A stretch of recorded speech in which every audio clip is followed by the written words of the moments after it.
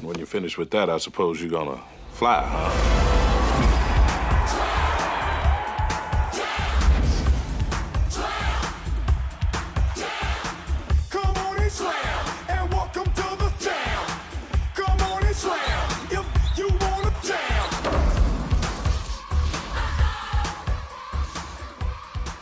Hey guys, welcome back to the Rugby Bricks podcast. My name is Peter Breen, your founder and host of the Rugby Bricks podcast. Today's guest was a guy who I become obsessed with as a goal kicker. When I was about 23, I was trying to make this team. It was Otago. I was in the academy and I'd missed out on selection almost 4 years in a row. I got the same phone call. Sorry, Pete, you've missed out on selection. My goal kicking wasn't good enough. So I had to work on it, and what I decided to do was build my technique, but a player that I copied was Morne Steyn. I copied his approach. At the start, I copied his kicking tee, and then I also copied his ball setup, and I really tried to feel, every time I was kicking the ball, I had the thought of Morne, think Morne, feel like Morne, kick the ball like Morne does. And to have a podcast with him was really cool, a bit of a full circle moment for me, even though he didn't know that this circle even existed. Have a listen to some of the stuff that Morne's achieved. So he's won an Under-20s World Cup, 3 Curry Cups, 3 Super Rugby titles, 3 Super titles, that's massive. 1 with Super Rugby Unlocked, 1 Tri-Nations, 1 French Top 14 title, and is the only player in history to win 2 British and Irish Lions series. We know that he hit some massive game winners when it come to that British and Irish Lions series during that COVID time where there was no one in the stands. One of my favourite parts of the chat with Morne was when he spoke about his apprenticeship. He didn't call it this, I called it this, but when he sat behind a player at the Bulls for a couple of seasons, just learning the craft of being a fly half, being a playmaker, and everything that goes along with that. I think that Tom Brady recently spoke about why that's important, because when you watch a quarterback, you look at who he speaks to, how he deals with coaches and management, the different areas of the game that he's across,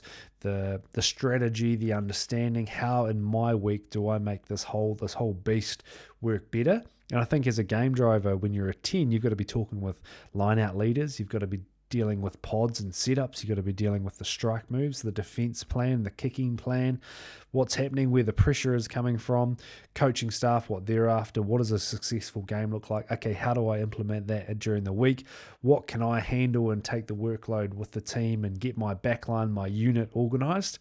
That in itself is such a big skill, and if you get the chance to sit behind a really good 10, they will show you so many different things through their actions and how they move through a week that you'll pick up.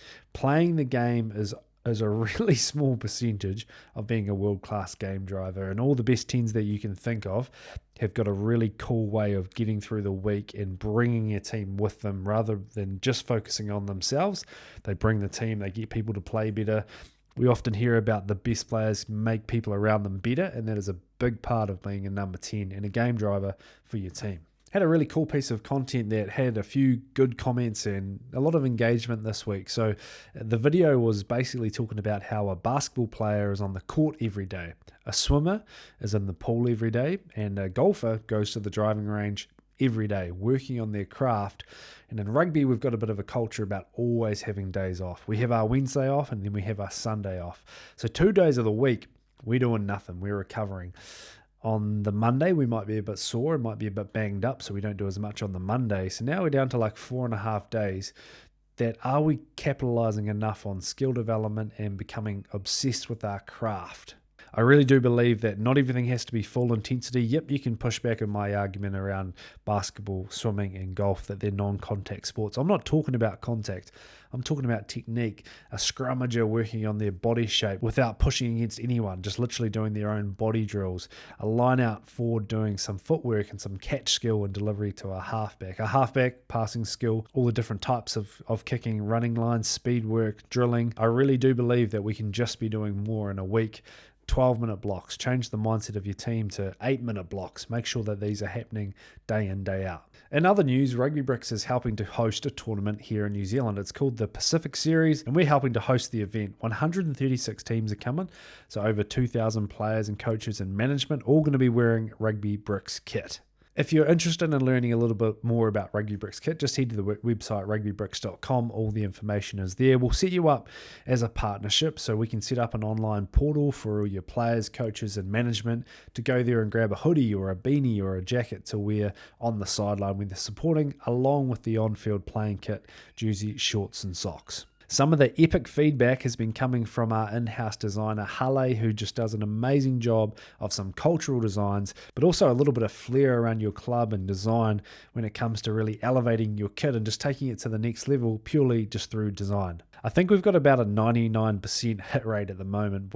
We're talking to a club, we finally get the designs, the logos, the colors, we put it together, Hale does his magic.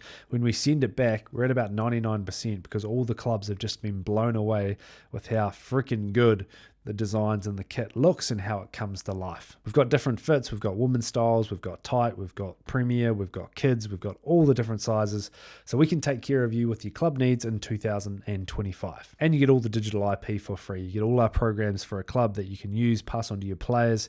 You get all that for free as well. One product update, Backpack 2.0 is on its way. So it's been sent, it's on the ship to me now. We're making a few improvements to it. Last backpack sold out super quick, but we're making improvements to this. We just needed to reinforce some of the stitching. So you know where you hang your bag up at school, that's been reinforced just so there's no breakages. We've got a larger laptop pocket. So the MacBook Pro was fitting in snug, but other bigger laptops just weren't fitting. So we're making the top of the backpack a little bit bigger, but we also get more space so we can put more stuff in the backpack. Plus we're updating the logo, so we're going to make it pop a little bit better. It's still sleek, it's still very black and white, more black. It's got customized zips. Like it's a very, very cool, high-end looking, feeling, performing backpack. I think your backpack says a lot about you.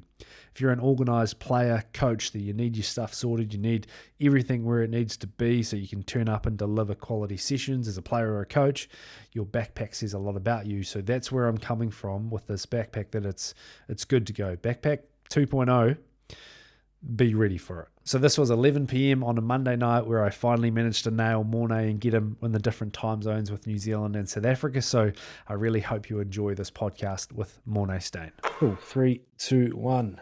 Morne Steyn, great to see you on screen. This is a real pleasure for me. So yeah, welcome to the podcast and thanks for taking the time. No, thanks, Peter. It's great to talk to you finally. You, like, honestly, you were a guy that I put up on my story. I copied and pasted what you did. So this is a real pleasure for me to speak with you because I stole your technique. I tried to imitate it. But what I want to start off with is, what's life look like for you at the moment? Retired from rugby. I know you love coaching and mentoring. What's day to day for you at the moment? Yeah, I think that's the fun thing for me now. When I finished last year, I immediately went into coaching. I'm the kicking coach at the Lions Rugby Union now, and I'm helping a couple of schools as well. So yeah, it's just great to give back, especially to the young kids.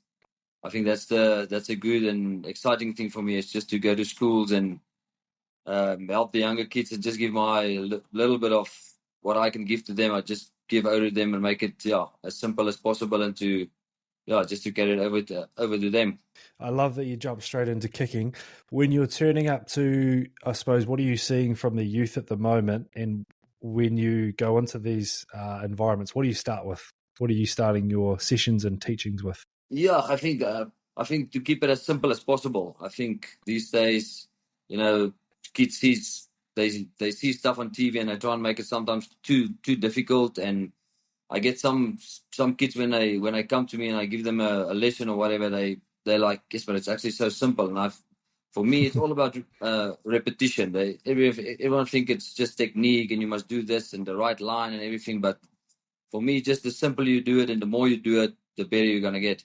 Yeah, and we're going to speak more on kicking. I'm interested to hear, obviously, All Blacks, Springboks, the last couple of test matches, a lot of extremely good kickers in those games.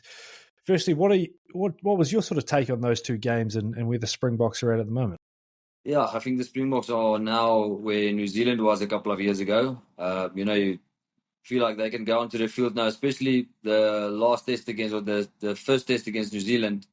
Usually if the All Blacks were up by 20 points with 20 minutes to go, they will put up another 20 points on you. But now it's actually, in favor of the Springboks now. They can go onto the field and it doesn't matter how they play. always feel like they're going to win. And yeah, I think they just have that mentality now, and the backing of the coach. And the coach is doing some crazy stuff. You think, how can you go over 7-1 bench? But it's just working for them. So yeah, at this stage, it's just everything's just going well. And yeah, I think they made some good changes on 10 for South Africa with Pollard and that Sasha guy there now. I think exciting players. So yeah, I'm looking forward to great years to come for them. It was I've loved watching Sasha, Money, Andre, just how they're being used. Also Damien, who I know kicks goals as well. Guys that it feels like there's so much depth being built in the squad at the moment. With Rassie, what's your take at the moment? Like, I guess, what has he done really well over the last few years to get the team not only to have the success at Rugby World Cup, but like even what we're seeing now? Like, what do you think he's done to get this? I think just all the guys in the team, they really back Rassie. Whatever he do, his plan is the right plan. So the whole team will follow them. And yeah, like it, sometimes he's doing crazy stuff. And I think just the way he's working with the whole team, made Sia captain, all the history in South Africa as well. But he made Sia the captain, and that's, already put him in a positive vibe and a positive, everyone see him as the guy who look after, everyone, the blacks, the whites, whatever. So I think they really made a good choice. And then just his choice on players as well. He's keeping up with the core of the team, and then bring here and there a new youngster in and bring him slowly into the squad. So yeah, I think I don't know how long he's still going to be there, but yeah, he's doing very well, and I think the whole vibe in the team is all positive towards Rassie. Yeah, the Chasing the Sun documentaries, the two series of those have been such a cool insight for, I guess, the rest of the world and us watching to get a bit of that taste of what it's like inside. When the Super Rugby teams left to go to URC, how did you feel when that decision was happening? Because you played so much Super Rugby down in New Zealand and from around the place. Like, I'm sure you had a great time playing Super Rugby. How did you feel when that decision was about to happen? And then what's kind of changed? Has there been a change in heart from you with where it's at now? Yeah, I definitely miss the Super Rugby. For me, it was a top competition. Every weekend you play against the best teams in the world. And yeah, for me, that was one of the best competitions. But now we're moving to the URC, and you can see, the quality teams every year is getting better and better. And just the Irish teams, the French teams, everyone's getting better. So I think New Zealand, Australia really miss us in the Super Rugby. I think you can see especially Australia's rugby, they definitely miss us because they don't have that, that quality of rugby. And I think South Africa as well. We always, the New Zealand, South Africa thing also came a long way. So play against the New Zealand teams was always, you always want to measure yourself against the best. And yeah, and for me, I think South Africa missed the Super Rugby. But yeah, the URC is a new competition, a new challenge for us. And yeah, it's going well there. The good thing for us, the time difference is the same. It's only a 10-hour flight, so not a lot of traveling and long hours going to New Zealand.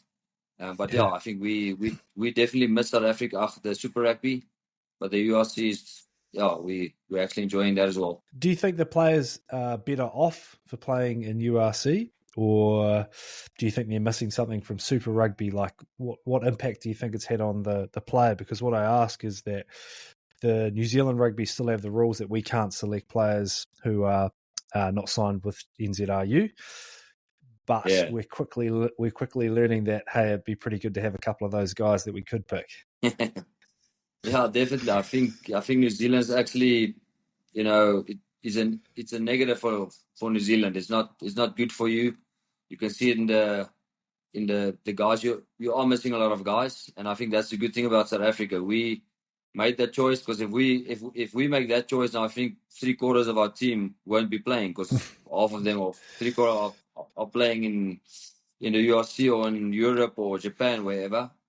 And yeah, I think for us playing in the URC makes the playing field open for especially the younger players. If you want to go to a French team, English team, Irish team, whatever, I think it opens up a lot for them, and a lot of opportunities, came in the last couple of years. A lot of youngsters left, so yeah, and one side that's a good thing for the player, but for South Africa we are losing a lot of players.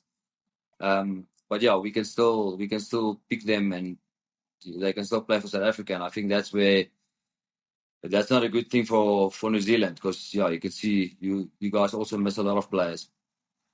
Yeah, and there's all this chat around the bomb squad, and we're sitting here having a look at our bench and thinking, man, there's a couple of guys we'd love to be able to pull into that bench. Tony Brown, you would have played him, I'm sure. How have you enjoyed his impact? What have you seen? Maybe heard a few things along the way from the boys' experience with Brownie so far?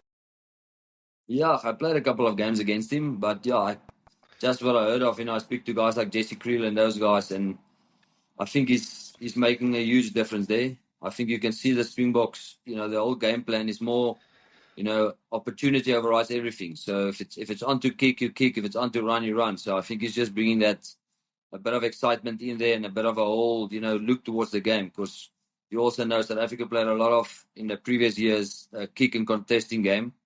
Well, now they got a bit of a, with the exciting backs like Kirtley Arendse, Cheslin and those guys, you must use them. You can't just kick the ball and hope for them to win it back. So, yeah, I think he's doing very well at this stage with the whole coaching stuff there. Yeah, those last two test matches were exciting. Not as many people were getting up in the middle of the night to watch games, but for those two games, the stats were through the roof with people that got up to watch them live. So it just shows the excitement for the game. Right, keen to get into a bit of goal kicking and kicking chat. So with your coaching, just going back to what you're doing now, what are some of the trends and I guess things that you're finding? Like you're talking about keeping things simple. How do you do that? How do you implement it? What do you start with your players? Yeah, now at the Lions, like I told you, a lot of the guys want to make it very complicated, and they want to make it too difficult. And I told them, in my years, I just go to the training field, make it as simple as possible, do what I need to. Sorry, Morne. What do you mean by complicated? What are they complicating? I think sometimes they see something on TV and then they want to do that, or they see, like I get players, they want to use a different tee every time, especially for your rugby bricks. They want to use a small one, then the next one they use the higher one, and then they want to use this one. So for me, I think I'm one of the only guys who I started with that blue Gilbert tee. They don't even make it now. That 450 Gilbert tee with the 4 knots, and I'm still using that up to today. But I see it every day. The guys, or they change their run up every week. They get a different run up, or now they see Dan Carter's kicking like this, and this one is kicking like that, or now they want to kick like Sasha, and then every week they change it. But for me, it's all about repetition. The more you do something, the better you're gonna get in everything you do. If you play golf, the more balls you're gonna hit, the better you're gonna get. And that's why I try to tell them every day. There's not a right or wrong. I can't kick like Andre Pollard or Elton Yankees or whoever. You must get your same routine and do it over and over and over again. And later on, you can do it with your eyes closed. And that's just what I try and do to bring over to the kids. Don't worry too much about this line and keep your foot like this and you must step here. If you do a thing 100 times, you will get the hang of it and it will be easy. I've noticed you've posted on your page there's a bit of a flow drill where you've got 10 balls on cones and you're just making kicking simple. Is that one of the things you get the kickers to do? Yeah. We actually, that Gianni Lombard is playing at the Lions. We actually did it yesterday a couple of times. Because, it's all about timing. And, just to get that timing on the ball, don't worry about 5 steps back. You just take whatever you want and just get a nice jog into the ball. And we used to do that with a bit of a warm-up. It's a nice warm-up drill. Just to get things going before you start kicking. And then the whole thing about that thing is as soon as you kick a sound on one cone, you must try and finish on the other cone. So it's all about that momentum must go through the ball. So that's the whole thing I'm trying to do, especially before you start kicking, just to get that rhythm going, just to get through the ball and get your momentum through the ball. You mentioned about the kicking tees, and I think I used the Gilbert one that you could spin the top of. It was like a blue and a green one. I had that one for a little while. So you haven't used any other kicking tees, and I guess how did you get your technique? Who did you copy or mimic or get coaching from? No, I think my first tee was one of those normal cones, the ones you do the drills on. So I used to use one of those, and and then I had a sponsor with Gilbert, and I actually started in 2002-3 when I came to the Bulls. I got one of those, and I just used it, and I kicked. Yeah, it worked for me, and I just kept kicking with it. But I must say, I have been kicking with the rugby bricks once because I'm handing it out to everyone, so I must, show them it's working. So yeah, I Yeah, must say cool. I'm backing your teas as well. What tee do you go for out of our range? I'll more go for the low cut because that's more the distance of my. Because I must say I'm probably one of the only guys in the world who put my ball still straight up. Everyone's more of a bit of an angle, and I'm still putting my straight up a little bit forward, but yeah, mostly straight up. So the mid and high cut from your tees is a little bit too high for me. So yeah, I will choose the lower cut one. Yeah, when I came to designing the tees, I always remember your kicking tee, the Gilbert, because visually it looks so good. The ball's almost just floating there. The sweet spot looks really good. So I wanted Yeah. to make sure that I kept that within the tee. Do you think, I always see these videos that we get tagged in, this barefoot kicking. Kickers coming through the grades when they're younger, barefoot rugby, barefoot kicking. Was that you as a youngster? I think I grew up with rugby. My whole family was playing rugby, so yeah. My father kicked. He was a prop, but he kicked poles, so I think it maybe come from somewhere. But yeah, I must say at school and when I arrived at the Bulls, I think what a lot of players don't know.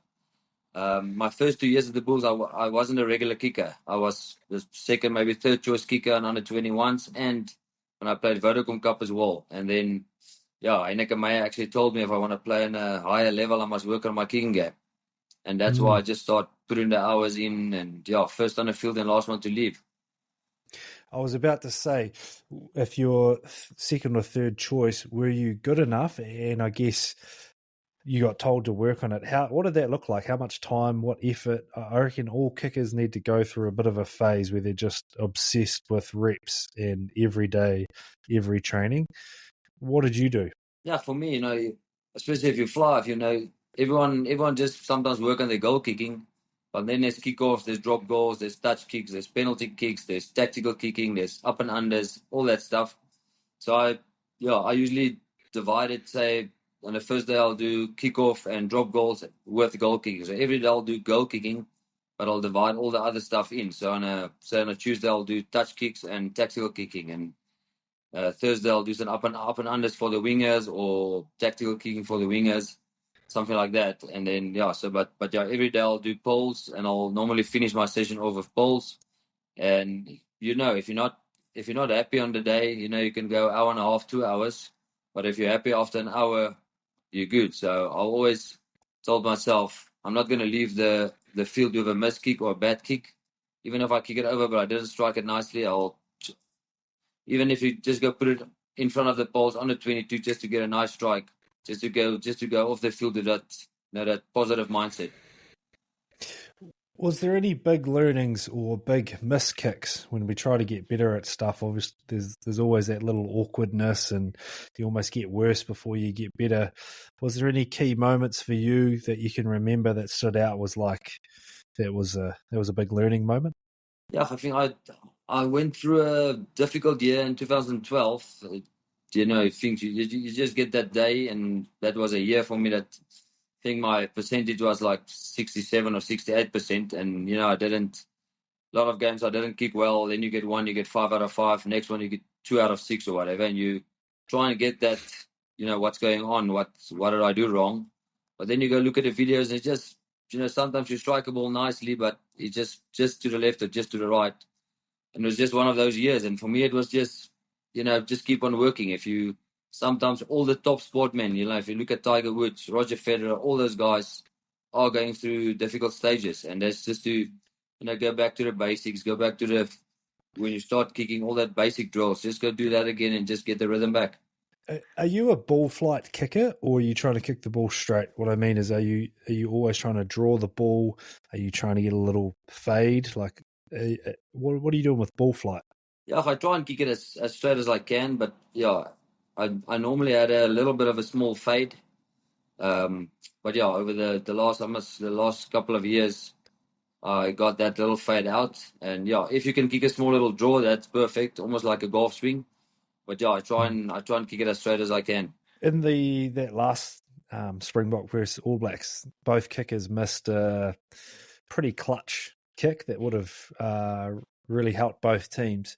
What do you do personally with your mindset? Especially, I do believe that game kicks are different from training kicks. I know a lot of people say just treat it the same, but there's energy, fatigue, crowd pressure. You kind of need a little coping thing just to get you into process. Do you have anything that you'd use in games for that?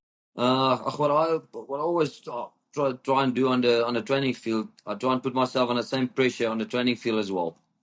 We usually had a drill where you say you put 3 cones, and on all 3 cones you must kick 5. You must kick 5 before you can move to the next one. If you miss that, say kick number 13, you start back at 1. So you must finish to get 15 kicks in a row, and just to put yourself under pressure on the training field as well. Then when you get to game, it's much easier. Now, if you don't train it, and now you must kick for a winning kick, it's going to be difficult. But if you're used to it and you do it in the training field, then you put yourself under pressure. And not, if you're there for an hour and a half, so be it. But yeah, you must, like I said, like that drill, finish the 15 kicks before you can leave the field. And if you don't do it on the training field, it's not going to be easy on the playing field. I've watched it many a time. I'm keen to hear your process from putting the ball on the tee all the way up to the kick. Some of those things, I know you probably wouldn't want to share it during your playing days, but now that you're finished, you can share it. Can you just talk us through the process, everything down to ball seam, the Gilbert, everything? I want to hear it. Yeah, for me, I think what a lot of players, as soon as that guy scored a try in the corner or wherever, that's when your kick starts. Not when you get the ball and you get your tee. As soon as that guy scored a try or the penalty is rewarded, that's actually when your kick started. That's where your mental game starts, and to calm yourself. And then as soon as I put my ball in the tee, I always put the ball down with the Gilbert showing towards where my run up's going to be. So I always show the Gilbert sign towards that side, and then as I walk back, and I saw you put that other clip with the little plank the other day, and that's just the whole thing. That's one of the big reasons of the things for me is to go straight onto the ball as you can. So as soon as I stand there, I just see that Gilbert sign, and if I walk towards the ball, I want to walk as straight as I can towards the Gilbert. That's the first thing, and then normally when I look at the poles, I look at the top of the poles and take it all down to the crossbar, because that's when I want to see the ball go through. And then I just look in the middle where I want to kick it. A lot of guys, you get that thing, if you score in the right corner, aim your ball towards the right side, or on the left side, aim it to the left. But for me, I aim my ball where I want to kick it. So I aim my ball straight in the middle, and then I just go through the whole routine. But like I said, if you do it 100 times on a training field during the week, it's going to be so much easier during the game. You're not going to think of too much. And luckily, I'm quite a calm guy, so I'm not stressed before the game or work myself too much up. I'm just actually looking forward to kicks like the British and Irish Lions kick. You actually live for kicks like that, and you work so hard to get kicks like that. Yeah, it's one thing that I'm sort of picking up already, and from when I hear you get interviewed, or it feels like nothing's really a big issue or going to phase you too much, and it's almost like I got told this by a coach like any day of the week, like I'm good to go, I'm good enough, and I'll kick it. So it's a really good place. With big moments, anything with breathing or little mental messages when you're standing at the back of your mark? No, not really. Like I said, you I love it.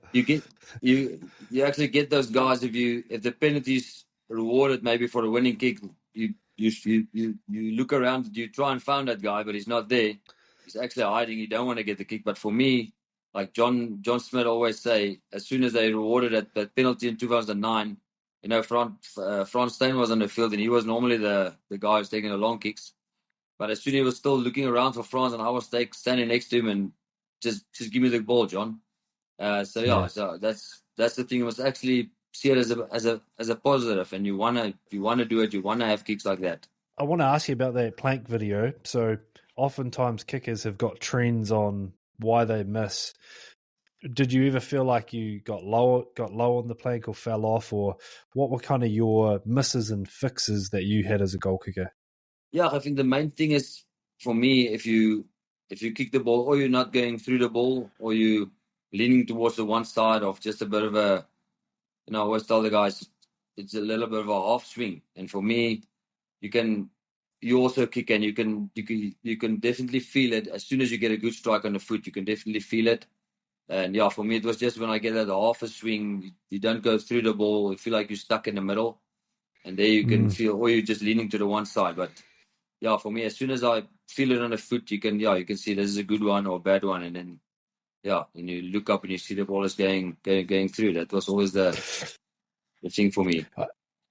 I reckon when I watch you kick, you were always so deliberate, and a lot of coaches and players that I work with as well, there's a little bit of chat around just flow and letting the kick happen, and a little bit a lack of energy in the kick. What are your thoughts on that? Like, are you always trying to be really deliberate and get through the full kick and a confident strike every time, or how do you incorporate sort of not over kicking but also not falling and being not deliberate? Yeah, for me to be as easy as you can during your kick. I've also seen a lot of guys, they're very tense when they go up to the ball. They're very tense. And for me, it's just to relax, just go through the ball. I always think of Ernie Els' golf swing. It's an easy swing, go through the ball, but he also hit the ball 300 yards. And and you get a lot of guys who want to, I always say you don't kick the ball, you steer the ball towards the pole. So you don't want to smash the ball. So it's easy. And for me, that full swing, I'm meaning starting at the back and take your leg straight through the kick with like a full follow through as well. And that's just for me. It's all about timing. It's not smashing the ball and trying to hit it as hard as you can. Just get that nice timing through the ball, and and it also goes 50 or 55 meters. Yeah, I love that word, steering the ball rather than trying to smash it. And you're right. It's amazing how many goal kickers talk about golfers, because the magic does happen with your backswing and just your technique when you are just that slightly bit more relaxed and rely on timing rather than just trying to smack it. Andre Pollard, he is one of the best kickers of recent times, real consistent, does all the things you're talking about. You've obviously had quite a bit to do with him over the years and kicking sessions. What do you like about how he kicks the ball? Yeah, I think he also have a bit of a easy swing as well, and all about timing as well. But yeah, Andre is almost like a Frans Steyn. Frans Steyn was get onto the field, smash a couple of long balls, 60 meters, and then after 5, not even warming up, nothing. He just smashed 60-meter kicks, get 5 or 6 of them, and leave the field. I think Andre is almost a lot the same. I played with him as well, and I must say, I never see him work hour and a half in a training field. He just get there, smash 10 or 20. When he's happy, leave the field. And you can just see it. He's also a nice and relaxed guy, and easy swing, not forcing it. And I think at this stage he's playing very well, and he's doing well for South Africa. You got any Francois Steyn's training kicking stories? Just any freakish stuff that he did or competition? Because my word, what a boot! No, he's always, say me and Juan Pino, we're busy training, we serious, we want to do, and then he's coming. he'll kick your ball off the tee while you do a run up, or he'll throw a ball in front of you or stuff like that.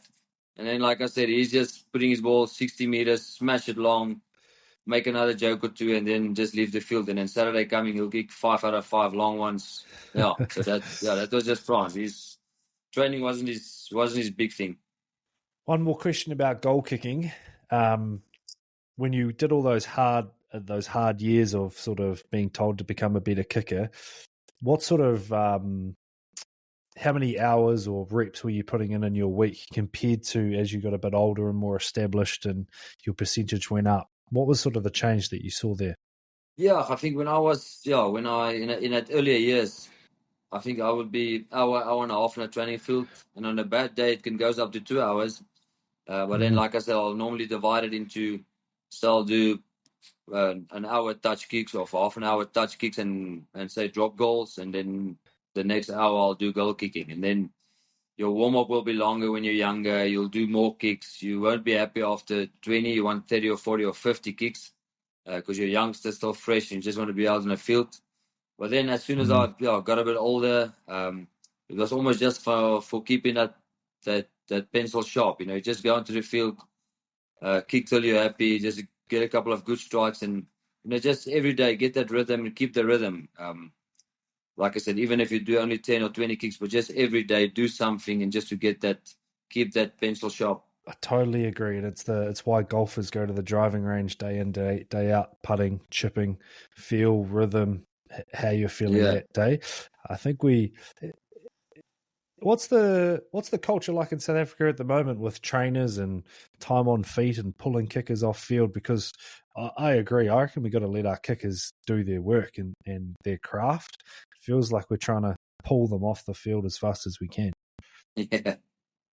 Yeah, that was actually the problem when my last couple of years, 221 of the Lions, our trainer had that bit of a mentality.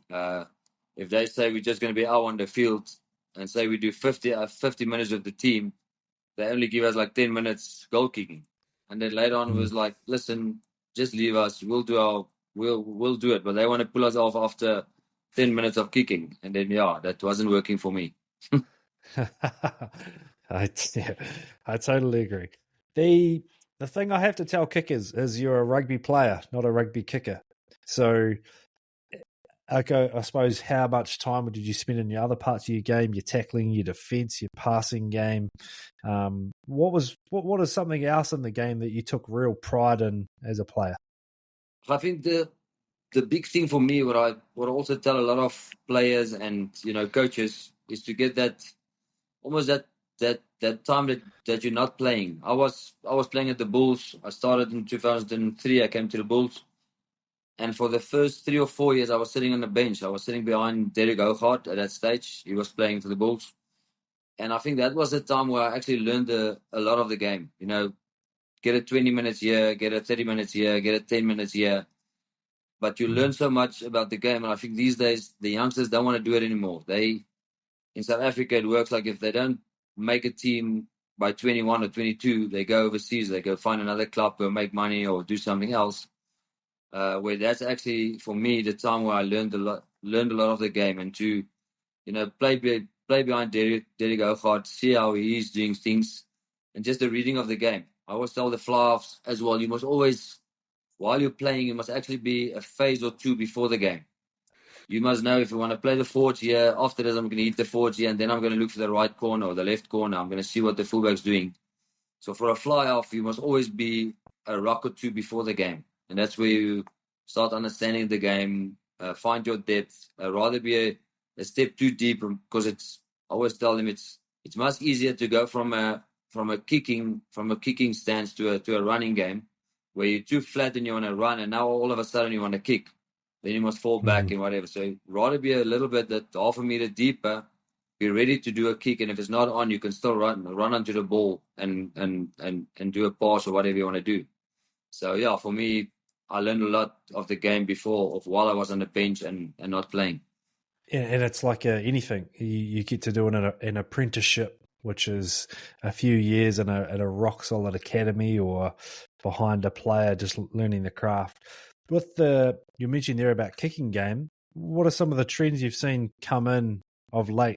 Obviously, there's a lot of box kicking over the years with the Springboks, but it's been great to see the caterpillar get sped up by referees. I think that's creating a little bit of pressure and quickness to the kicking game. What are you implementing with your coaching as well? Yeah, I think we in South Africa especially, we sometimes overdo the box kick a bit.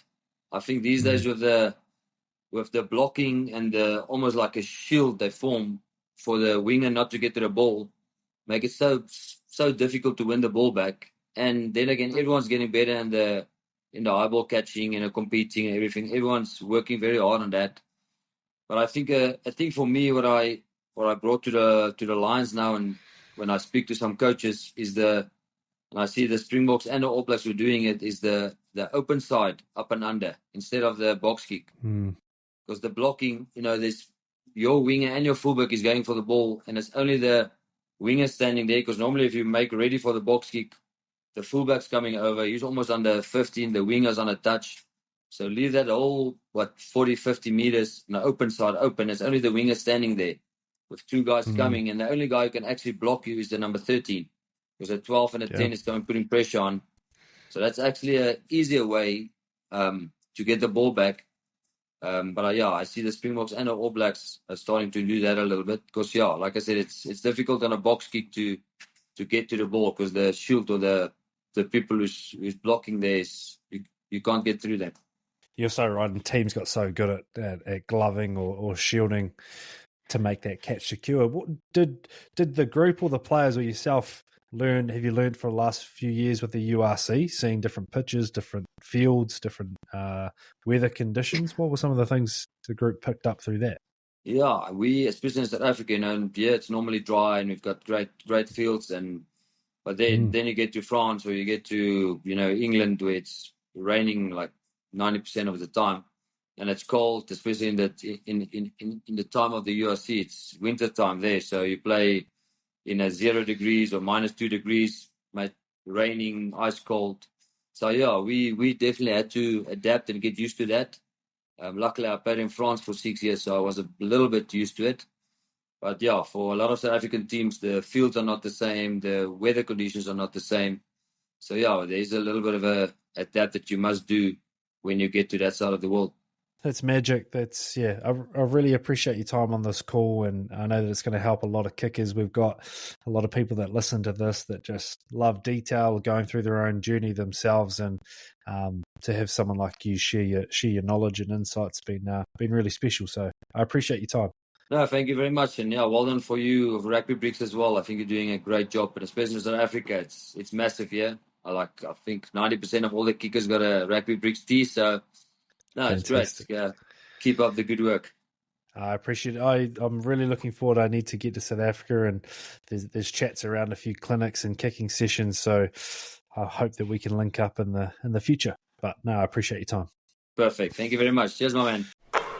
Thanks so much for listening to the Morne Steyn podcast. Learning is a habit, and I'm loving it at the moment, just picking up different cues and ways of thinking and everything to do with goal kicking, but not only goal kicking, just life in general. I think learning is a habit, and you can display to others that you're open to learning with how you question, remaining curious. Curiosity made the cat world class, in my opinion, so stay on that. 2 things to wrap up. Club kit, I need some information from you if you are keen. There'll be a link below, or head to the website where I need your name, your club name, your role in the club, how many teams that you require kit for, and just your email address so that we can get this thing rolling. And lastly, that backpack 2.0 is on its way. I cannot wait to get it in your hands. We've got reinforced stitching, we've got a larger laptop pocket, and the logos are popping, and we've got a couple of little design features that we've tweaked to make the 2.0 even better than the sold out first version.